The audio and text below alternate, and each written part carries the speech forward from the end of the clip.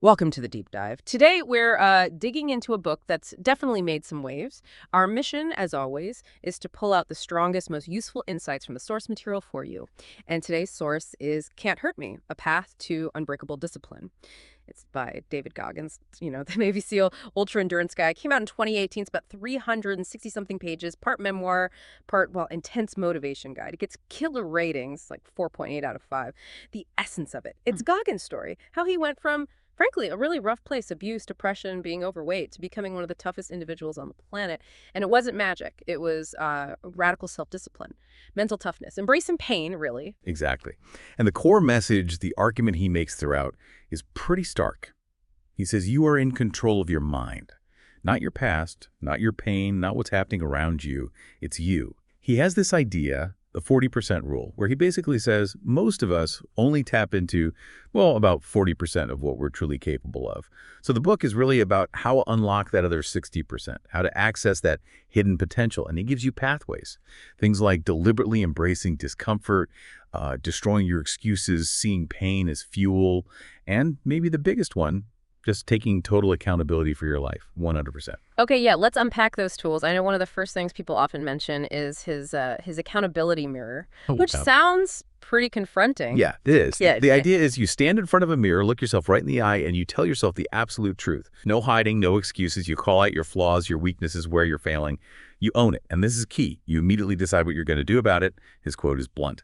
Tell yourself the truth, even if it hurts. That makes sense. Yeah. It's about that radical self-honesty being the first step, right? Before you can change anything, you have to see it clearly without any filters or, sugarcoating. Exactly. And it's not just seeing it, it's the acting on it immediately. That's crucial. Which kind of leads into another concept he talks about, callousing the mind.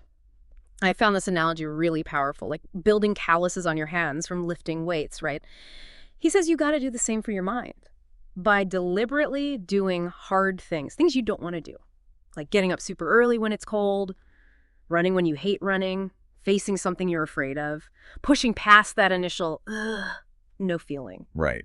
And the psychology there is every single time you push through that resistance, you make that hard choice.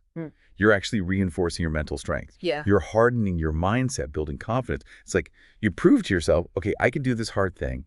And the next hard thing feels a tiny bit less impossible. And that flows perfectly into maybe his most famous idea, the 40% rule. You touched on it earlier. The core idea is that when your mind is screaming at you to stop, when you feel completely drained, you're probably only at about 40% of your actual limit. So when you think you're tired, you've got more. When you feel scared, you're not done yet. He actually reframes pain. It's not a stop signal. It's information. It signifies you're pushing boundaries. That's where the growth is. So the rule becomes this mental check. When things get tough, you can tell yourself, okay, this is just 40%. I have way more left in me. And the implication of that for you listening is huge, right? It forces you to question your own perceived limits. Maybe it's not running an ultra marathon, but what about that project at work you think is too hard, or that difficult conversation you're avoiding? Are you quitting at 40% there? It makes you rethink where your real boundaries lie. Yeah, it really does. It's applicable everywhere.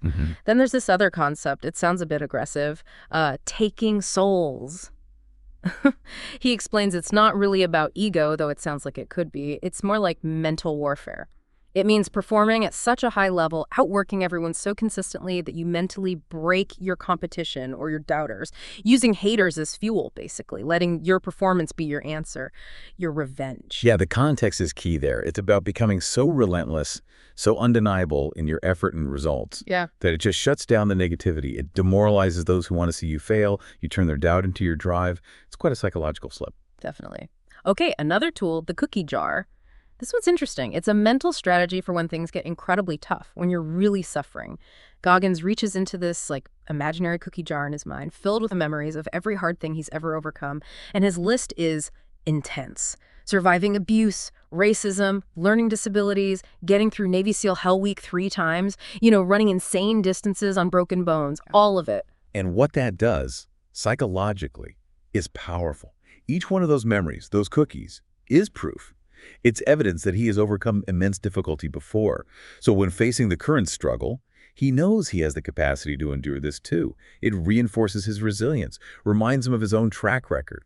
It's like drawing strength from your own past victories. Yeah, tangible proof you've done hard things. And underlying all of this, maybe the absolute foundation, is this theme of no excuses, no victim mindset.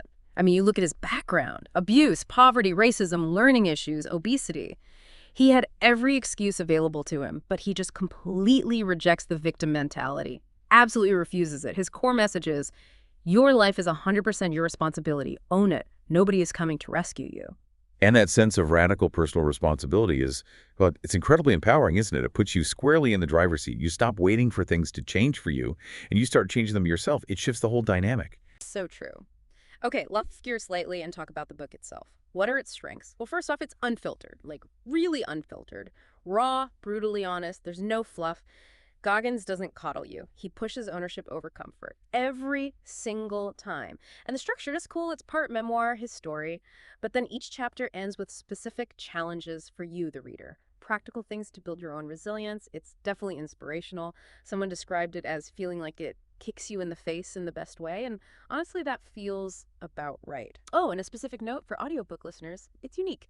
It's partly read, but also has these podcast-style discussions between Goggins and his co-author, Adam Skolnick, which add a lot of extra insight. Okay, but for balance, we should talk about potential weaknesses or criticisms too, because it's not for everyone. First, the language.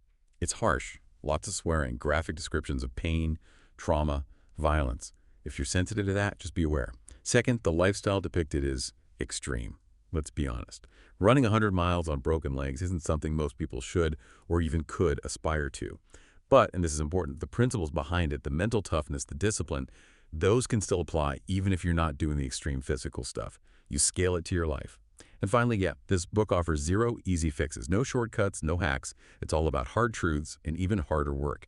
If you want a quick fix guide, this isn't it. Good points. So who should read this? Who's the ideal reader?